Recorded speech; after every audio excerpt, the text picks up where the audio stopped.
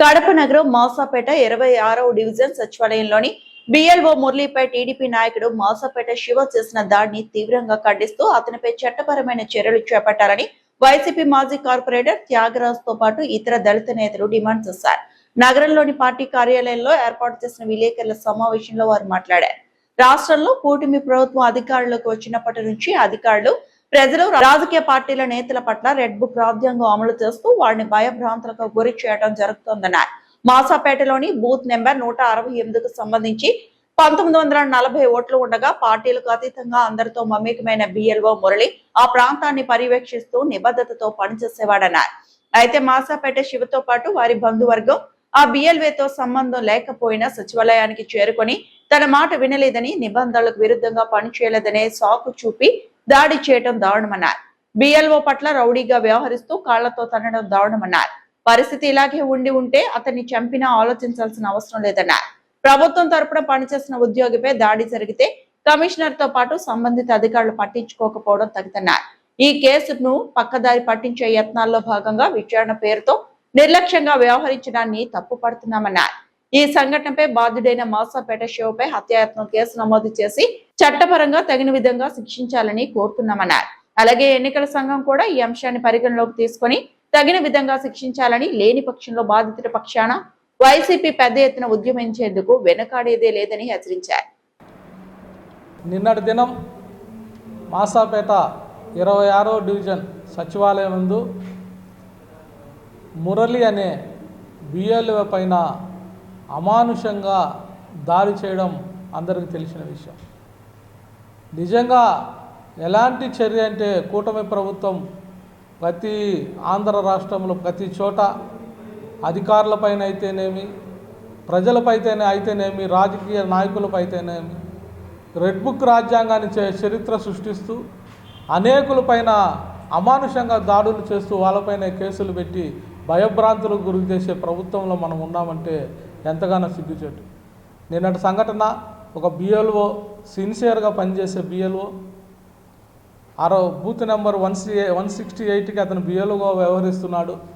ఎంతో నిబద్ధతతో 1340 ఓట్లు ఉండగా దాదాపు 1200 పైచులకు ఓట్లను అతను తిరిగి మా బిఎల్ఓలతో సంపత్, ఆ ఇన్ఛార్జిగా ఉన్న బిఎల్ఓ ఇన్ఛార్జిగా ఉన్న సంపత్తో కలిసి అందరితో, టీడీపీ అయితే, వైసీపీ అయితే, బీజేపీ అయితే అందరితో మమేకమై అక్కడ వృద్ధులు, అక్కడున్న ముసలి వాళ్ళు, ఆరోగ్యం లేని వారు రోడ్డు దాటుకొని సచివాలయంకి రారని సదుద్దేశంతో అతనే స్వయంగా వెళ్ళి ఆ ప్రాంతంలో పర్యవేక్షించి ఆ ఓటు సర్వ్ని నిబద్ధతతో పనిచేసిన వ్యక్తి.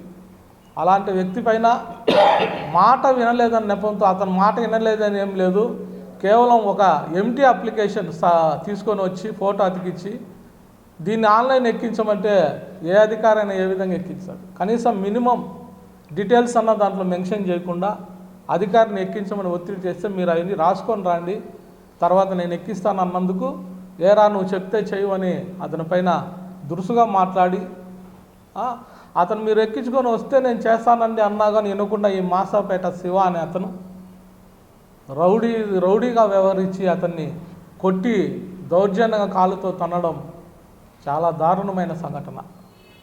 నిజంగా అక్కడ జనాలు లేకుంటే అతన్ని చంపిన దాంట్లో మనం ఆలోచించాల్సిన విషయం లేదు. అంత దొమ్మిగా వాళ్ళకు సంబంధించిన బంధువర్గం అంతా ఆ వీడియో విజన్స్ చూసినట్టయితే అక్కడ ప్రజలు లేరు, కేవలం వాళ్ళకు సంబంధించిన బంధువర్గం అంతా అక్కడ ఉన్నారు. వాళ్ళంతా వచ్చి ఆ బూత్కు సంబంధించి సచివాలయం ఉండేది బూత్ నెంబర్ 175లో ఉంది, 188లో ఉంది బూతు. అక్కడ ఉండే స్థానికులంతా అతను బిఎల్ఓ కోసం రావాల్సిన అవసరం లేదు.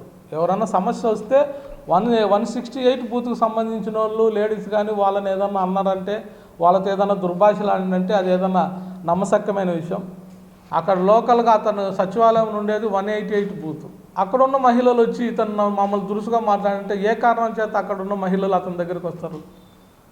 ఇవన్నీ కలిపిన కలతలతో అతని పైన ఏదో కేసు పెట్టి అతను భయభ్రాంతులకు గురి చేయాలని చూస్తానే తప్ప కూటమి ప్రభుత్వంలో ఒక చర్యగా ఒక వాళ్ళ కార్యకర్తను కాపాడుకోవాలా, ఒక అధికారి పైన నింద వేయాలనే నెపంతోనే పార్టీ పనిచేస్తుందే కానీ నిబద్ధతతో ఒక ప్రభుత్వం కోసం పనిచేసిన ఉద్యోగి కోసము ఏమాత్రం కమిషనర్ కానీ సంబంధిత అధికారులు కానీ సరైన చర్యలు తీసుకోవడం లేదు. సీసీ పుట్టేసుకొని పనిచేయలేని పరిస్థితి. నిజంగా ఈ కేసును పక్కదావు పట్టించే దిశలో అధికారులు వ్యవహరిస్తున్నారు. నిన్నటి దినం ఆ యూనియన్ అంతా పోయి అధికారికి విన్నవించుకుంటే నిర్లక్ష్య రహితంగా ఆయన వ్యవహరించడం మేము చూసుకుంటాం, మీరు వెళ్ళండి అని చెప్పి ఏదో నా నామకే వస్తే లెటర్ తీసుకోవడం. ఈరోజు ఎంక్వైరీ పేరుతో కమిషన్ వేసి ఈరోజు మా సచివాలయంలో కూర్చొని వెరిఫికేషన్ చేసినట్టు చేయడం చాలా దారుణమైన విషయం. నిజంగా నిబద్ధతతో వెరిఫికేషన్ చేయాలి, చట్టపరమైన చర్యలు కఠినమైన చర్యలు తీసుకోవాలి. అతని పైన అటెంప్ట్ మర్డర్, అతన్ని చంపడానికి ప్రయత్నించిన దుర్చర్య అది. అందరూ వచ్చి మూకుమ్మడిగా దాడి చేయడం, ఒకవేళ కానీ అక్కడ ఉన్న స్థానికులు, ఆడవారు, సచివాలయం సిబ్బంది అందరూ ఆ సచివాలయం సంబంధి లేడీస్ అంతా అడ్డుకోకపోతే వాళ్ళు కన్నీరు మున్నీరు అయినారు. విజన్స్ చూస్తే మీకు తెలుస్తుంది అంత బాధాకరమైన దుస్థితి అది.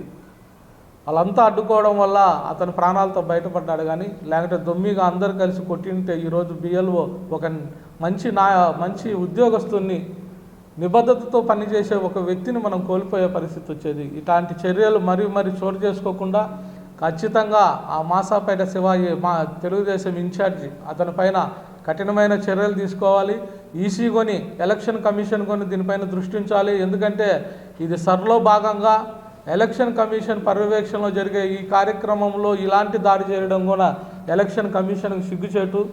ఖచ్చితంగా మీరు కొని, ఎలక్షన్ కమిషన్ కొని, అది పై అధికారులు కొని దీన్ని ఖచ్చితంగా దృష్టిలో తీసుకొని మీకు సర్లో భాగంగా పనిచేస్తున్న ఒక ఉద్యోగి పైన ఇలాంటి చర్య చేయడం దారుణమైన విషయం. కాబట్టి అధికారులు కొన్ని ప్రత్యేకంగా దీనిపైన చర్య తీసుకుని అతనిపైన కఠినమైన శిక్షను అమలు చేసి అతను ఖచ్చితంగా శిక్షించాలి. ఒకవేళ అలా చేయకపోతే ఖచ్చితంగా వైఎస్ఆర్ కాంగ్రెస్ పార్టీ ఆ బాధితుడికి వెన్నంటూ ఉంటాం. ఎలాంటి ఉద్యమానికైనా రెడీ, ఎలాంటి ఉద్యమం చేయడానికైనా మేము సంసిద్ధమని ఈ పత్రికాముఖంగా తెలియజేస్తాం. నిన్నటి దినం మాసాపేట 26వ డివిజన్ సచివాలయంలో సచివాలయ సిబ్బంది అయినటువంటి ప్రస్తుతం బిఎల్ఓగా పనిచేస్తున్న మురళీ పైన టీడీపీ ఇన్ఛార్జి దాడి చేయడం అనేది వైఎస్ఆర్ కాంగ్రెస్ పార్టీ తరఫున పూర్తిగా ఖండిస్తున్నాం. ముఖ్యంగా మురళీ గారితో ఈ ఎస్ఐఆర్ ప్రోగ్రాంలో వైఎస్ఆర్ కాంగ్రెస్ పార్టీ తరఫున బిఎల్ఏగా 168వ బూత్కు నేనే ఉన్నాను. నేను, మురళీ గారు మరియు టీడీపీకి సంబంధించిన బిఎల్ఏ ప్రణావతి ముగ్గురం కూడా ప్రతి ఇంటికి కూడా వెళ్ళి, మురళి ప్రతి ఇంటికి మమ్మల్ని బిఎల్ఏలు లేకుండా అతను ఏ కార్యక్రమం చేయలేదు. మమ్మల్ని వెంట పెట్టుకునే ప్రతి ఇంటికి వెళ్ళి వాళ్ళకి ఎన్యూమరేషన్ ఫామ్స్ ఇచ్చిన తర్వాత ఆ ఫామ్స్ కలెక్షన్లో కూడా అతను ఎంతో నిబద్ధతతో పనిచేశాడు. ప్రతి ఇంటి దగ్గర కూర్చొని, ఒకవేళ వాళ్ళు మాకు సచివాలయం రోడ్డు అవతల ఉంది, రాలేని పరిస్థితి అంటే అక్కడే కూర్చొని ఆ జిరాక్స్ ఫామ్స్ తెచ్చే వరకు అక్కడే ఉండి ఆ ఫామ్స్ ఫిలప్ చేసుకొని తీసుకెళ్లే అంత మంచి వ్యక్తి అతను. కనీసం అక్కడ 350 అప్లికేషన్లలో దాదాపుగా మాకు 1100 అప్లికేషన్స్ వచ్చేసాయి.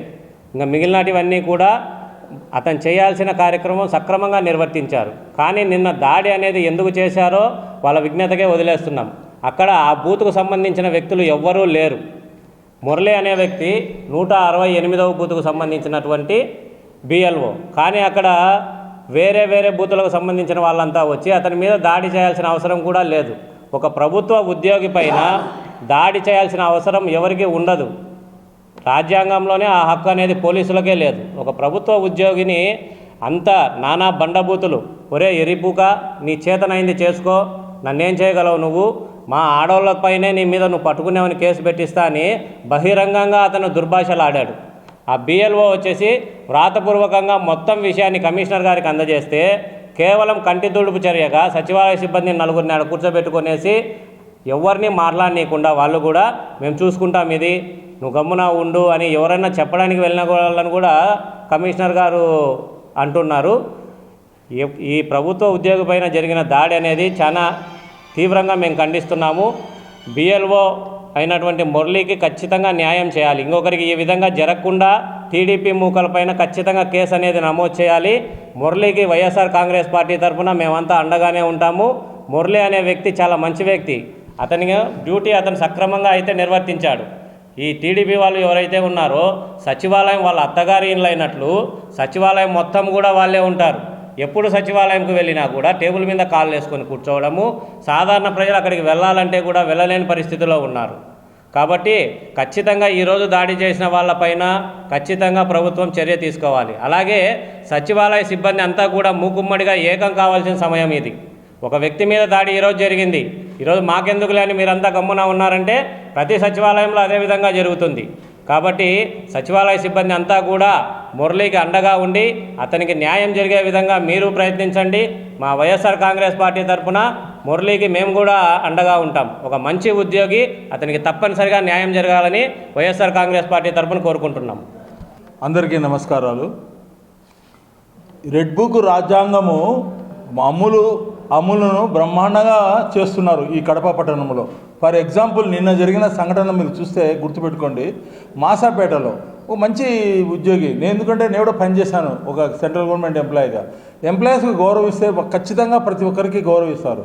అతన్ని అనవసరంగా మురళి అనే ఎంప్లాయీని బిఎల్ఓను ఇన్ఛార్జ్ ఉన్న శివ టీడీపీ ఇన్ఛార్జి కొట్టడం అనేది ఎంతవరకు సమంజసం మీరే ఆలోచించండి. అంటే దీన్ని బట్టి రెడ్ బుక్ రాజ్యాంగాన్ని వాళ్ళు అమలు చేస్తున్నారనేది అర్థమవుతుంది. ఆడ చంద్రబాబు నాయుడు, ఒకటి లోకేష్ బాబు, వాళ్ళని చూసుకొని వీళ్ళు ఆ విధంగానే తయారైపోయారు. ఇంకో విషయం చెప్పాలంటే నేను ఒకటే చెప్పదలుచుకున్నా, మేము మాత్రము వైఎస్ఆర్ కాంగ్రెస్ పార్టీ మాత్రము ఎంప్లాయీస్కు అండగా ఉంటాము.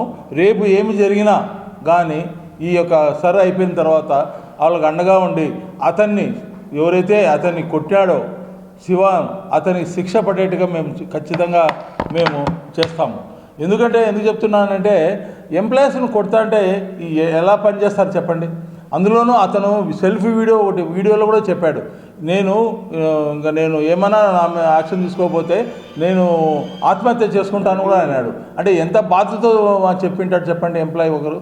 కాబట్టి దీన్ని వైఎస్ఆర్సీపీ ఖండిస్తుంది. రేపు జరగబోతున్న ఏదైనా సరే